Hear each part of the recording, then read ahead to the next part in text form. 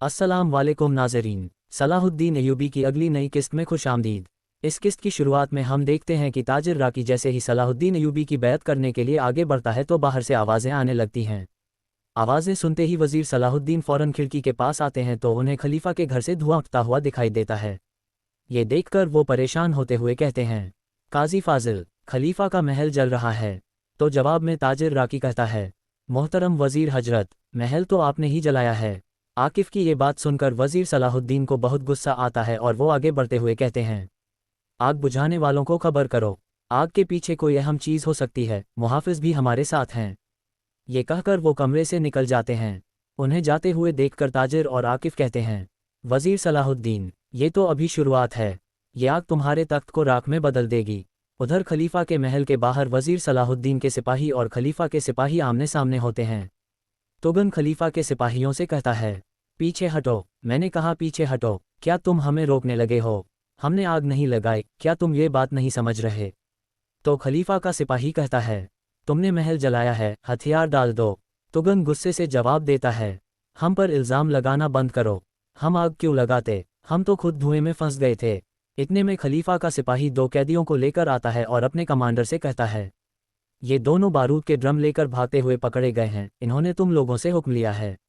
ये सुनकर तुगन गुस्से से चिल्लाता है, मैं तुम्हारी ज़बान काट दूंगा, हम तो महसूल लेने आए हैं।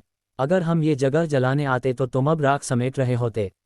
फिर उतस वज़ीर सलाहुद्दीन से कहता है, हम किस मुसीबत में फंस गए हैं। उसी वक्त वज़ीर सलाहुद्दीन काजी फाजिल और सिपाहियों के साथ वहाँ पहुँचते हैं। वो महल को देखकर कहते हैं, अल्लाह का शुक्र है कि आग बुझा दी गई है। फिर सिपाहियों से पूछते हैं, यहाँ क्या हो रहा है? उतस बताता है, ये हम पर इल्ज़ाम लगा रहे हैं कि हमने खजाने पर नज़र रखते हुए महल जलाया है। वज़ीर सलाहुद्दीन पूछते हैं, तुम्हारा यहाँ क्या काम है? तो उसी वक्त खलीफा आता है और कहता है, ये लोग लूटमार करने आए हैं। वज़ीर सलाहुद्दीन जवाब देते हैं, मोहतरम खलीफा हजरत, किस लूटमार की बात कर रहे हैं? मेरे सिपाही ऐसा कभी नहीं करेंगे। खलीफा कहता है, वज़ीर सलाहुद्दीन, इतना यकीन मत करो, तुम्हारे आदमियों ने ज़बरदस्ती मेरे महल में घुसकर खजाना लूटने की कोशिश की है। ये सुनकर इदरीस गुस्से से कहता है, ये इतनी सुकून से झूठ कैसे बोल सकता है? खलीफा कहता है, क्या मैंने तुम्हें खजाने के कमरे से नहीं पकड़ा? जब मैंने तुम्हारी लूटमार के खिलाफ मुखालफत की तो तुम्हारे गुलामों ने मेरा महल जला डाला। ये सुनकर वज़ीर सलाहुद्दीन कहते हैं, चीफ तहसीलदार। फिर वो पीछे देखते हैं तो तुगन गायब होता है। वो पूछते हैं, तुगन कहाँ गया? उथस कहता है, अभी तो यही था। दूसरी जानिब तुगन गुस्से में भाग रहा होता है, रास्ते में जो भी आता है उससे टकरा जाता है। वो कहता है, मैं तुम सब से इस खेल का बदला लूँगा। खलीफा के सिपाही उसके पीछे दौड़ रहे होते हैं। खलीफा कहता है, अगर उसका भाग जाना देखो तो किसी और सबूत की ज़रूरत नहीं, उसे फ़ौरन पकड़ कर लाओ। उधर रफ़ा कहता है, हम कसम खाते हैं कि हम खजाना वज़ीर के महल में करने आए थे, हमें यहाँ जौहर ने बुलाया था। जौहर जवाब देता है, मैंने क्यों बुलाया? मैंने तो नहीं बुलाया। ये सुनकर वज़ीर सलाहुद्दीन के सिपाही गुस्से में आ जाते हैं। वज़ीर सलाहुद्दीन कहते हैं, इस मामले की शुरुआत से सब बताओ।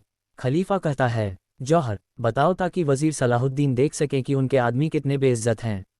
वज़ीर सलाहुद्दीन कहते हैं, अंदर चलते हैं और बात करते हैं। ताजिर राकी को भी बुलाओ। उधर शाम में सुल्तान बालिन से कहता है, जब तक हम करक पर कब्ज़ा नहीं करते मिस्र की फ़तह अधूरी रहेगी। हमें किले के बारे में मालूमात चाहिए।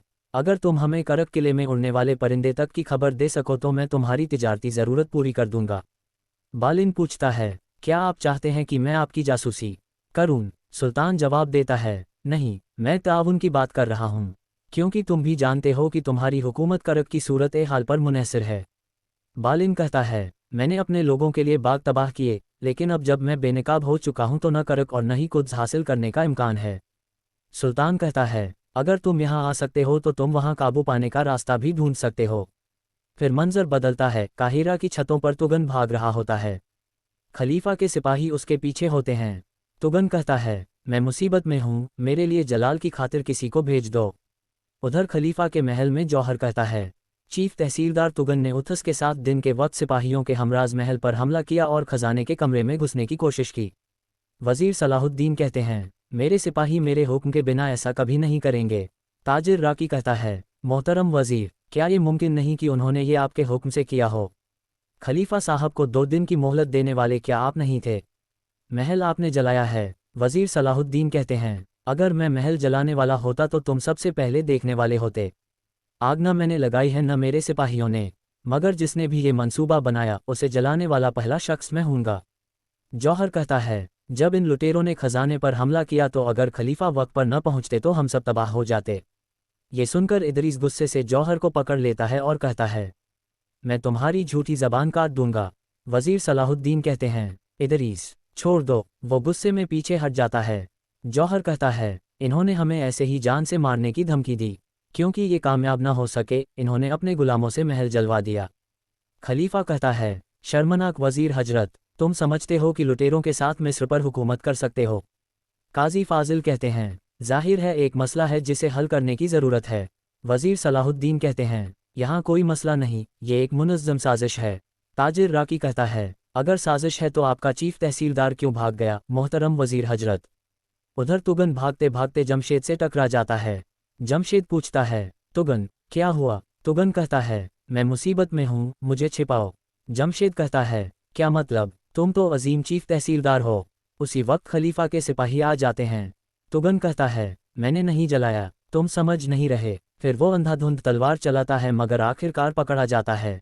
जमशेद अफसोस से कहता है, तुगन तुमने ये क्या किया। उधर महल में वजीर सलाहुद्दीन कहते हैं, आप दरगाह और शहवार के कुत्ते की बात पर भरोसा करके मेरे सिपाहियों पर इल्ज़ाम लगा रहे हैं। ताजिर राकी कहता है, तो फिर उन गुलामों की गवाही का क्या होगा जिन्होंने जुर्म कबूल किया है। शाम में बालिन सुल्तान से कहता है, क्या आप मुझे और एलन को अपनी हिफाजत में लेंगे। सुल्तान कहता है, मैं तुम्हारे लिए एक तहरीर लिखूंगा ताकि तुम कुद्स और बंदरगाहों दोनों में आज़ाद तिजारत कर सको। बालिन कहता है, ये गद्दारी समझी जाएगी। सुल्तान कहता है, ये गद्दारी समझी जाए या नहीं, मगर ये तुम्हारे लोगों से वफादारी होगी।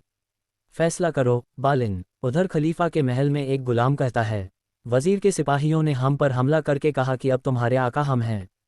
दूसरा गुलाम कहता है, उन्होंने कहा कि खलीफा के महल के तबाह होने से पहले मिस्र में किसी को सुकून नहीं मिलेगा। उसी वक्त तुगन को गिरफ्तार करके लाया जाता है। ताजिर राकी कहता है, अगर एक डाकू को तहसीलदार बना दिया जाए तो वो खलीफा का खजाना चुराएगा ही। तुगन गुस्से से कहता है, तुम फितना फैलाने वाले खुद डाकू हो। काजी फाजिल कहते हैं, बस करो। फिर गुलाम से पूछते हैं, वो तुमसे क्या चाहता था। गुलाम कहता है, उसने हमें बारूद दिया और कहा कि हुक्म का इंतज़ार करो। उथस कहता है, कहा जाता है कि नेक नीयत कभी कभी बुराई को जन्म देती है। शर्म करो, हमने तुम्हारी जान बचाई और तुम बदले में ये कर रहे हो।